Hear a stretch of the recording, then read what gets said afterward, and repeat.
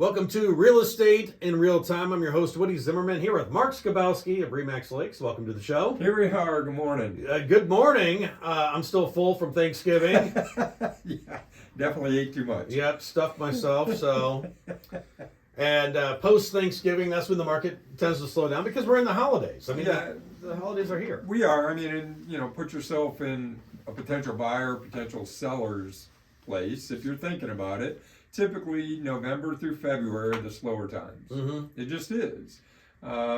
This year, it's going to feel a little bit different, and it's already starting to feel a little bit different because the last couple of years, it's been nuts. It's been busy, busy, busy. It has. So, as agents, now's the time to reflect on, what did I do right? What did I do wrong? Yeah. Right? Plan, clean stuff up, things you couldn't do, Mm-hmm. as you were getting there. Buyers and sellers, it's a good time to evaluate, is this the right time for me? Goes back to, what's my why? Why Right. am I considering buying? So I get asked that question a lot, is it a good time to buy in the fall? Well, typically the season starts, the spring selling season. So March through about the end of October is the peak buying and selling season. Oh, yeah. But we do sell year round. Mm-hmm. So buyers, there's hope. There's listings that come on, during this time frame. Sellers, there's hope. There's still buyers out there. It just happens there's fewer. There's fewer buyers than there are in that peak period. But that's good for buyers. It is, and it's good for a lot of reasons. The pace has been so fast. Buyers had to make decisions so quickly. Oh, yeah. That some people got into houses that, now they look back and buyer's remorse is truly there. Mhm. They got there, they made, for whatever reason, you overpriced, you overpaid, you feel you overpaid, you feel you didn't get, the right opportunity for you. And I wish that hadn't happened, but it happened to a lot of people over Yeah. the time frame. Yeah.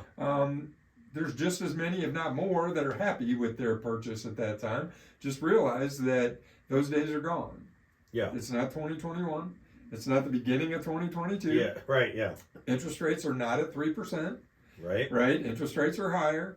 But there's still positives to be had in that there's less competition. There's fewer people because they're ready for the holidays. And we just had Thanksgiving, but we got Christmas coming up. Yeah. There's a lot of things that are going on. Mm-hmm. So for buyers, just remember, it's the fall and winter are still good times to buy. Mm-hmm. Less competition is important. If agents aren't as busy, they're going to be able to give you more time. That's true. Right? Right. Lenders aren't as busy, and Yes. the interest rate stuff is definitely impacted when you see, the number of new mortgages that have been applied for have dropped. Well, the people that are providing those services have got more time to engage with the people that are actively out there looking. Yeah, So- and I do think that with less buyers out there right now, and with the higher interest rates, it seems like prices have been coming down. Prices have been adjusting, Right. and again, that's where, you look back and you go, oh, it's not 1984 anymore. Well, it's not 2021 anymore, sellers. Yeah. And I don't fault folks for trying, right? Hey, we want to get as much as we possibly can. Sure. When you list your house to sell, buyers obviously want to pay as little as they possibly can for it. Ultimately, the two minds have to meet Mm-hmm. somewhere to get that transaction to the table for the buyer to buy, the seller to sell. Mm-hmm. But if sellers are pricing based off 2021 data, they're going to be, disappointed Mm-hmm. because buyers are hearing this. The noise, the background chatter that is out there is the real estate market slowing down. Prices are going to drop. You got the doom and gloomers, and then you got I'm not overly optimistic, but I'm more conservative, more middle of the road. I think are we going to see prices decline? Yeah, I think we are slightly. Yeah. In order to get things sold. But when you're declining off of 30 and 40% increases, it's still not a bad Right. place to be selling. So at Thanksgiving dinner, this topic came up that there's going to be a crash, and I'm Yeah. like, there's not going to be a crash. Right. You got to listen to the show because I don't think there's going to be a crash, and we've gone over the reasons Right. why there's not going to be, or why we feel that there's not Right, going to be. right. Because there's a lot of things are different than 2008, 2009. Absolutely. And it's funny. I was looking back at the show history in 2018 we were talking about interest rates at 4.5%. Oh, I mean, yeah. rates had jumped, from 2 to 4.5%, and the market was still really good. Yeah. So we're 4.5%. We've been up as high as 7 3/8. I get that weekly update from the mortgage brokers, and it was 6.25 this week. Mm-hmm. So now, granted, not everybody gets 6.25. Every lender is different. Yeah. I'll throw that disclaimer out there, but they're not as terrible as what I think the media is pushing out there. Right. Well, because 6.25 is, it's not that bad. Still I a mean, reasonable rate. I mean, when I originally bought my first home, they were like 8.5%. Yeah. I mean, is it as good as 3? No.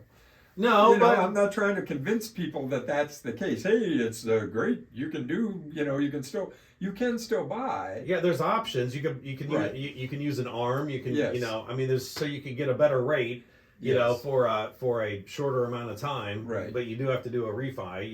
Eventually. Down the road. Down the You road. do. And lenders are starting to see that, and they're starting to promote some of those things. Some lenders have programs to where, hey, if in a couple of years or whatever, we'll give you a kickback. We'll reduce or we'll refi you, or we'll pay for your refi. Yeah. So lenders are adjusting to the market as well. Yeah. Okay. All right. Very good. We're going to talk more about this. We're talking about buying and selling this post Thanksgiving in the fall on this slower time in real estate. So we're going to talk more about this coming up next. You're listening to Real Estate in Real Time.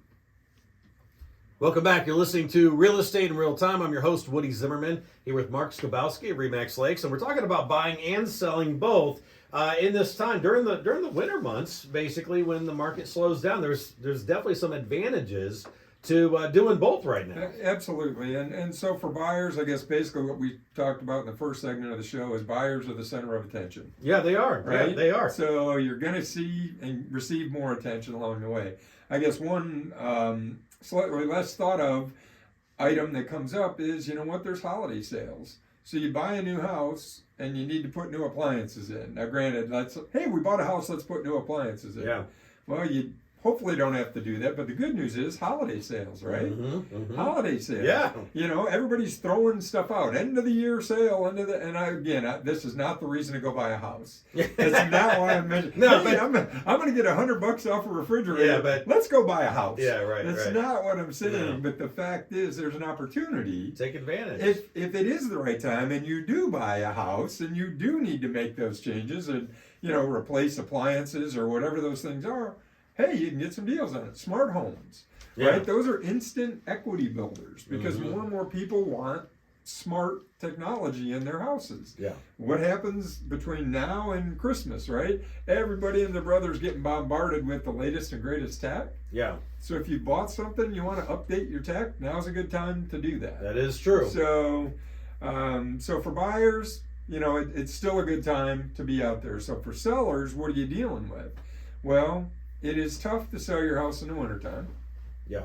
It is, because, we haven't had that, 8 inches of snow dump and showing schedules to where we have to now go shovel everything under the sun. But the fact is, if you're going to have showings, you need to keep your sidewalks clear. Yes. You need yeah. to keep your driveway clear, Yeah. driveway clear, so people can get in, so they can get in to see your house. So while we're not there yet, it's a coming. Yeah. It's Indiana. We're going to get snow at Right. some point, so you need to be prepared for that. I guess the other thing is, around again now, people have decorated for Thanksgiving. Now they're getting ready to decorate for Christmas. One of my tips for sellers: don't go overboard this year if you're selling your house. Yeah.